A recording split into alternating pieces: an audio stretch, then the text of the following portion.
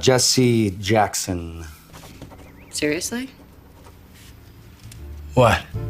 This is Krysten Ritter. Apart from her roles in shows like Breaking Bad and Don't Trust the Bee in Apartment 23, she currently plays damaged superhero Jessica Jones in 2 Marvel Cinematic Universe series, Jessica Jones and The Defenders. One of Krysten's trademarks, as listed on her IMDb page, is, quote, often plays characters with questionable morality. Are you taking my kidney? Yes, I am. Why are your clothes off? Because I didn't want to get blood on them. That may be true of some of her more well-known characters, but it didn't take shape overnight. Krysten originally got into acting through the modeling industry when she was discovered by a talent agent at a shopping mall as a teenager. Her first couple roles in films were actually as a model, but the acting department at her agency continued sending her out for more substantial roles. She had a few lines as an art history student in Mona Lisa's Smile, and played a sassy producer's assistant interviewed by police in an episode of Law & Order. Sonny's a professional pest. He'd call 5-6 times a day, always with his hand out. As Krysten got bigger roles, a type began to take form, one you might call the alternative girl.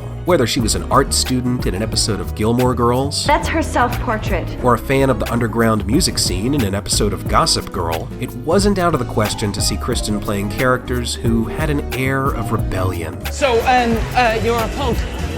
Am I? It's no surprise that her character in one of her first major films, 27 Dresses, is named Gina the Goth. In a 2009 interview for Philadelphia Style magazine, Krysten said, "I have naturally black hair, so I have a leg up in the goth department." Now that may be true as far as style, but attitude? In the late 2000s, Krysten had a string of supporting roles in comedies that were just fun, like a casual love interest in What Happens in Vegas, and a couple best friend roles in Confessions of a Shopaholic and She's Out of My League. It's these kinds of parts that paved the way for characters like Chloe in Don't Trust the Bee in Apartment 23. Hi! We're having a party for no reason. It wasn't until 2009 when Krysten played a rebellious character in a dramatic way as recovering drug addict Jane Margolis in Breaking Bad. As Jane, Krysten was fantastic at showing the two sides of a drug addict. When we first see Jane, she's sober, struggling, trying to turn her life around. But when she starts using with Jesse, it's like a 180. She becomes dangerous and narrow-minded in her search for the next fix. To this day, Krysten can play these darker, dramatic characters. Jessica Jones is a great example, but she can also turn around and be that fun, supportive best friend, like Deanne in Big Eyes. It's definitely a tightrope that she manages to walk with perfect balance.